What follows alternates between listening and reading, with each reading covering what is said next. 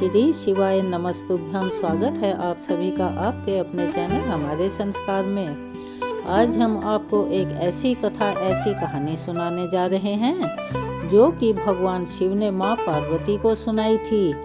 लेकिन यह प्रसंग ऐसा है कि कुछ लोग इसे शुभ मानते हैं, कुछ अशुभ मानते हैं, क्योंकि यह विधि का विधान है और उसी की रची हुई एक लीला है। लेकिन कथा शुरू करने से पहले आप सभी से करबद्ध निवेदन है, प्लीज़ जो चैनल पर नए हैं चैनल को सब्सक्राइब करें, वीडियो को लाइक करें, ज़्यादा से ज़्यादा शेयर करें, बेल आइकन को भी अवश्य ही दबाएं, कमेंट्स बॉक्स में हर हर महादेव अवश्य ही लिखें। भगवान भोलेनाथ की कृपा आप सभी पर हमेशा बनी रहे। तो चलिए हम आपको अब सुनाने जा रहे हैं आज की ये पावन कथा, जिसे सिर्फ सुनने मात्र से ही जन्मों जन्मों के पाप मिट जाएंगे। कहा जाता है प्राचीन समय की बात है और ये कथा बड़ी पौराणिक है। भगवान शिव और देवी पार्वती अपने धाम कैलाश पर्वत पर विराजमान थे और संसार भर की विधवा स्त्रियों के बारे में सोच रहे थे और बात कर रहे थे। बात करते करते माता पार्वती भगवान शिव जी से कहने लगी कि हे नाथ, विधवा स्त्री का चेहरा सुबह सुबह देखने से क्या होता है, क्या वह शुभ है या अशुभ है? तब भगवान शिव बोले, हे देवी, यह सत्य है कि समाज में कुछ लोगों की सोच होती है कि विधवा स्त्री का मुख सुबह के समय नहीं देखना चाहिए, और मैं आज इसी प्रसंग को लेकर इसी बात को विस्तार से आपको समझा रहा हूँ कि इस विषय में संत महात्माओं ने क्या कहा है और हमारे वेद शास्त्रों में क्या लिखा है और क्या सत्यता है। आगे भगवान शिव जी कहते हैं, हे देवी, जिसकी पत्नी मर जाती है क्या सुबह सुबह उसका मुख देखना चाहिए या नहीं देखना चाहिए, यह भी मैं अपनी इस पावन पवित्र कथा में आपको बताऊंगा। यह प्रसंग बहुत ही अच्छा, सीख देने वाला, कुरीतियों को मिटाने वाला है। इस प्रसंग से आपको एक बहुत बड़ी और पावन सीख मिलने वाली है। इसीलिए हे देवी, आप इस कथा को बड़े ध्यानपूर्वक और एकाग्रचित होकर सुनिए। तुम्हारा सवाल है कि सुबह उठते ही विधवा स्त्री का मुंह देखना चाहिए या नहीं। इस बात को लेकर समाज में कुछ लोगों के मन में बड़ा ही डर पैदा हो जाता है। हे देवी, मैं आपको यह भी बतलाऊंगा कि यदि किसी पुरुष की पत्नी मर जाती है तो क्या सुबह सुबह उसका मुख देखा जाए? अगर देखते हैं तो क्या होता है? आज लोगों ने समाज में जो भ्रांतियां उत्पन्न कर रखी हैं, उसे मैं परमात्मा और संत महात्माओं की वाणी के अनुसार मिटाना चाहता हूँ। आगे भगवान शिव जी कहते हैं, हे देवी पार्वती, विधवा स्त्री हो या मृत पत्नी का पति हो, उसका मुंह देखने में क्या परेशानी है? पर समाज के कुछ लोगों ने अलग ही धारणा बनाई गई है और उनको नीचा दिखाने के लिए वो कुछ भी कर गुजरने को तैयार रहते हैं। अगर औरत बिंदी लगाती है, मंगलसूत्र पहनती है, मांग भरती है, तो लोगों को यह पता चल जाता है, समझ में आ जाता है कि वह सुहागन है, क्योंकि ये सभी निशानियां हमारे वेद शास्त्रों में सुहाग की बताई गई हैं और उसका पति जिंदा है। लेकिन अगर उस स्त्री ने बिंदी नहीं लगाई हुई है, मंगलसूत्र गले में नहीं है और मांग सिंदूर से भरी हुई नहीं है, तो लोग उसे विधवा कहकर बुलाते हैं और उसे देखना भी पसंद नहीं करते। शिवजी ने आगे कहा, हे देवी, अगर किसी स्त्री का पति मर जाता है तो लोग साधारण सी भाषा में कह देते हैं कोई अपशकुन नहीं हुआ है, और सुबह सुबह किसी विधवा स्त्री का मुंह अगर दिख जाए तो लोग यह बातें बनाने लगते हैं कि अपशकुन हो गया। आगे भगवान शिव जी कहते हैं, हे देवी पार्वती, समस्त जीवों को जन्म तो परमात्मा ने ही दिया है और मृत्यु भी उन्हीं के द्वारा निश्चित की जाती है, और इसका संबंध किसके साथ कितना है यह परमात्मा ने पहले ही लिख दिया होता है। तो लोगों को किसी का मुख देखकर यह निर्णय लेने का कोई अधिकार बनता ही नहीं है यह गलत है या सही है। यदि इस प्रकार सुबह सुबह मुख देखने से अपशकुन या शकुन होता है, तो जिन देवी देवताओं की हम पूजा करते हैं उनके जीवन में भी अगर उन्होंने मानव का अवतार लिया है तो कहीं न कहीं ऐसी घटनाएं घटित हो चुकी हैं उदाहरण के तौर पर भगवान श्री राम जी के पिताजी महाराज दशरथ जी भी स्वर्ग सिधार गए थे और उनकी एक नहीं 3 पत्नियां थी और तीनों विधवा हो गई थी। कौशल्या माता, कैकेयी, सुमित्रा, तो क्या अयोध्या के लोगों ने उनका मुंह नहीं देखा था? क्या भगवान श्री राम जी ने उनका मुंह नहीं देखा था? इसी प्रकार की कहानियां सुनने के लिए, जो कि बहुत प्रेरणादायक और ज्ञानवर्धक होती हैं, उसके लिए आप सभी से अनुरोध है कि चैनल को सब्सक्राइब अवश्य ही करें। फिर भगवान शिव जी कहते हैं, हे देवी पार्वती, यह समाज के कुछ लोगों की सोच है जिनकी निम्न सोच होती है। यह लोगों की नकारात्मक बुद्धि का प्रमाण है। आगे भगवान शिव जी ने कहा, हे देवी पार्वती, पापी को पाप दिखता नजर आता है, कपटी को कपट नजर आता है और बेईमान को हर बात में बेईमानी ही नजर आती है और धर्मात्मा को धर्म नजर आता है, पुण्य आत्मा को पुण्य दिखता है। अर्थात कहने का मतलब यह है कि जिसकी जैसी सोच होती है वह सामने वाले व्यक्ति को वैसा ही देखता है, उसको वैसा ही नजर आता है। अगर किसी स्त्री का दुर्भाग्यवश पति मर भी गया तो पत्नी को परमात्मा ने जीवित रखा है, तो क्यों रखा है? इसके पीछे भी बहुत रहस्य छुपे हुए हैं। जाने वाला तो चला गया, लेकिन पत्नी जितना दान करेगी, भजन करेगी, पुण्य करेगी और उस परमपिता परमेश्वर को याद करेगी, उसका आधा फल उसके मृत पति को भी मिलेगा। जैसे पति नौकरी करता है और नौकरी करते करते मर जाता है तो पत्नी को उसकी आधी पगार यानी पेंशन के रूप में मिलती है। उसी प्रकार से पति के जाने के बाद पत्नी का जो पुण्य प्राप्त होता है, जो वह दान करती है, जो पुण्य करती है, उसके आधा भाग उसके पति के खाते में लिखा जाता है और उसका पुण्य उसे मिलता है। और पत्नी के जाने के बाद जो दान पुण्य पति करता है उसका भी आधा हिस्सा उसकी पत्नी के खाते में जाता है। और आपको सत्कर्म और धर्म के कार्य करने के लिए भगवान ने ही जीवित बचाया है। दान करने के लिए, भजन करने के लिए, एकादशियों का व्रत करने के लिए और भगवान का व्रत करना चाहिए। परमात्मा को हमेशा याद करना चाहिए और उनके निमित्त जितना भी आप दान पुण्य कर सकें या भजन कीर्तन कर सकें अवश्य करें, क्योंकि उसका पुण्य आधा उसके खाते में जाता है जो जा चुका है। यदि आप 1 लोटा पानी भी भगवान को अर्पित करते हैं तो आधा लोटा पानी आपकी जो पति या पत्नी जो कि आपके साथ नहीं है, उन्हें उसका पुण्य स्वतः ही मिल जाता है। कहने का तात्पर्य ये है कि अगर पति पत्नी साथ रहते हैं अथवा दोनों जिंदा हैं तो एक साथ वो भगवान का पूजन अर्चन करते हैं और पत्नी व्रत करके बैठी रहती है तो भले ही खाते में ना जाए, जब एक रह जाता है दोनों में से, और परमात्मा के यहाँ तो यह लिखा हुआ है कि एक ना एक दिन तो सबको जाना है, क्योंकि जिसका जीवन हुआ है उसकी मृत्यु अटल है। लेकिन जोड़े में से जब एक रह जाता है तो उसके हिस्से का भाग्य उधर चला जाता है। भगवान शिव का ये कहना है कि सबको राम नाम का जाप करना चाहिए, भगवत भक्ति में डूबे रहें। किसी पर लांछन लगाना बहुत गलत बात है जो कि धर्म के विरुद्ध है। यह मनुष्य के गुण नहीं है, ऐसा किस वेद शास्त्र में लिखा है? कौन कहता है कि विधवा स्त्री का मुंह नहीं देखना चाहिए? यह तो विधि का विधान है, नियति है।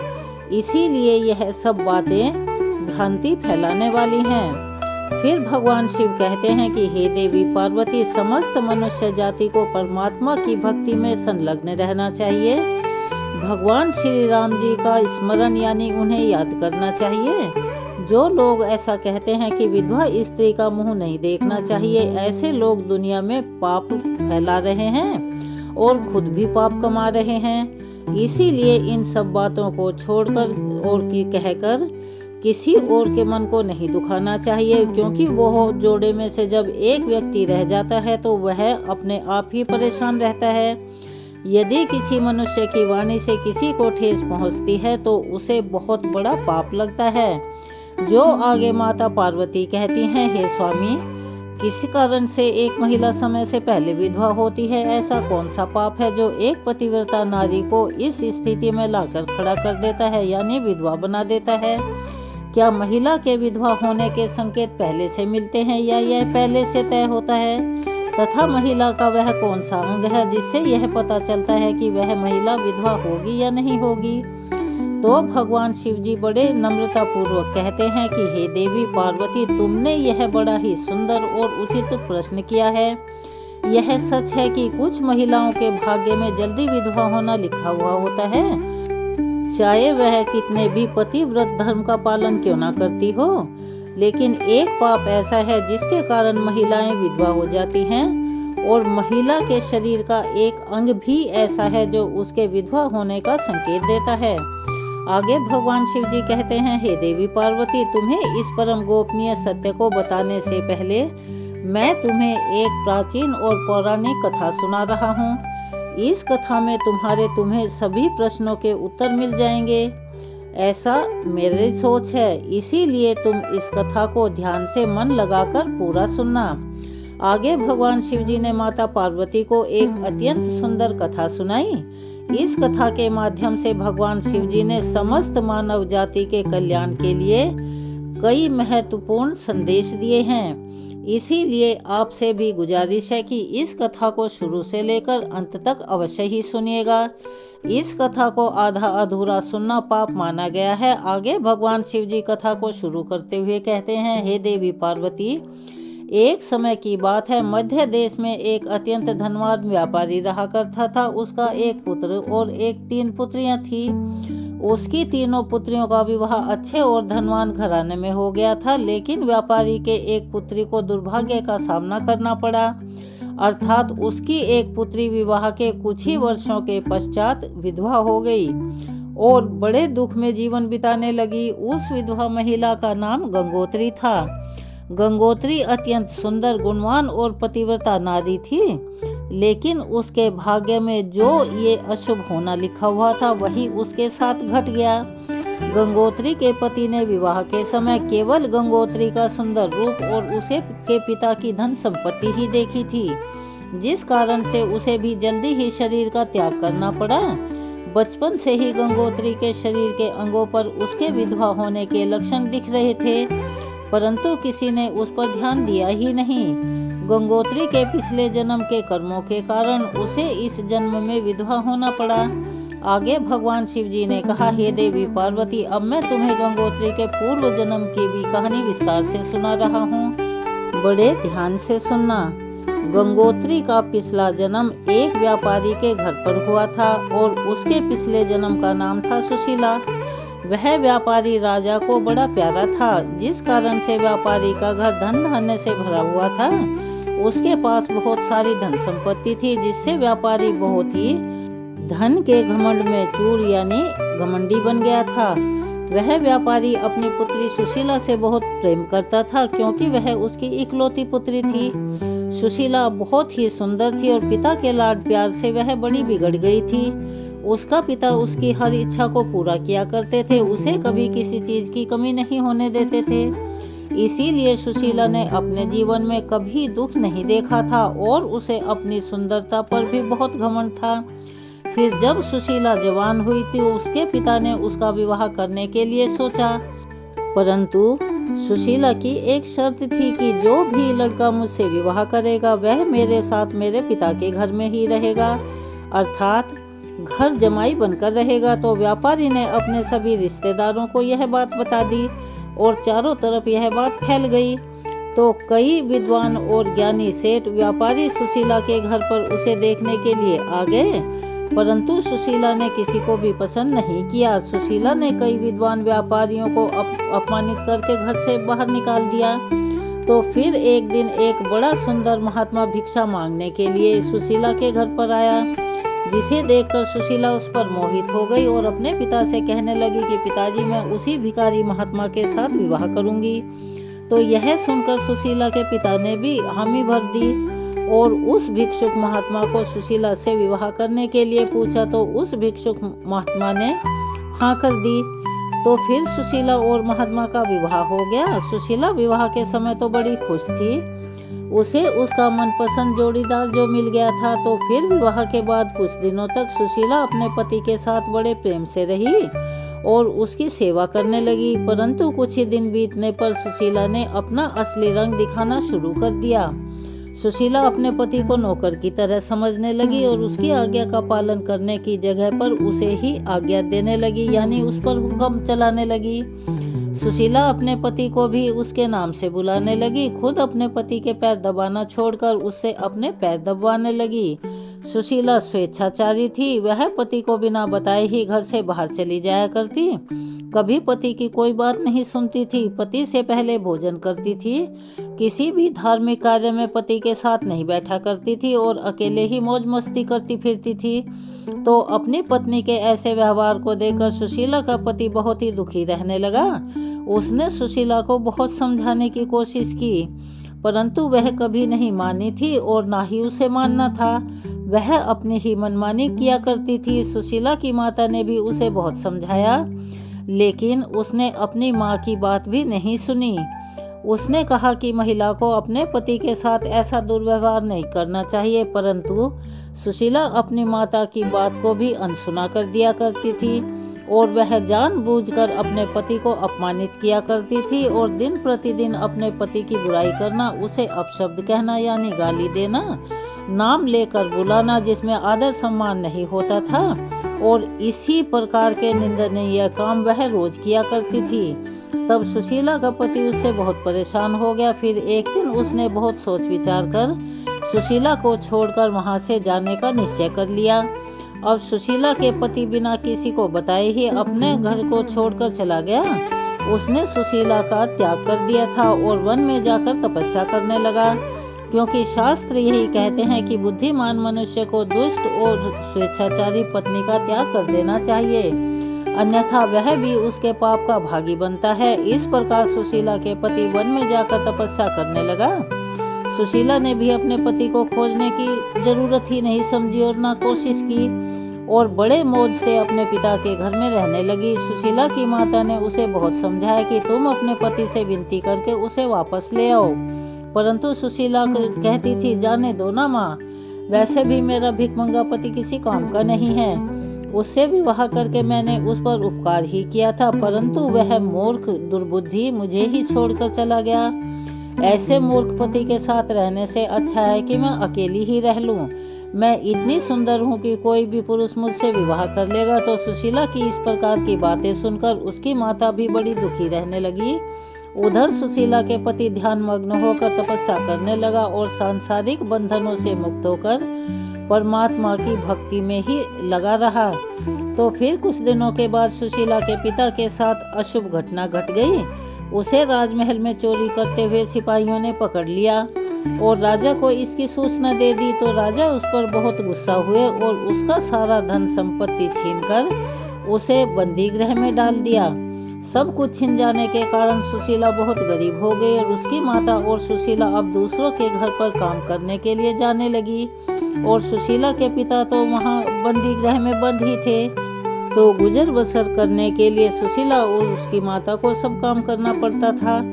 सुशीला को अकेलापन सताने लगा। घर में कोई पुरुष था नहीं, इसीलिए उनकी सहायता के लिए भी कोई नहीं था। अब सुशीला को अपने पति की याद सताने लगी, परंतु सुशीला का पति तो वन में जाकर साधु बनकर बैठा हुआ था। तो फिर सुशीला अपने पति को ढूंढने के लिए वन में चली गई, परंतु उसे उसका पति कहीं पर भी नहीं मिला। वह वन में हर तरफ घूमने लगी, परंतु उसे उसका पति नहीं मिला। फिर वह एक जगह पर विश्राम करने के लिए बैठी तो अचानक उस स्थान पर एक शेर आ गया और उसने सुशीला पर हमला कर दिया।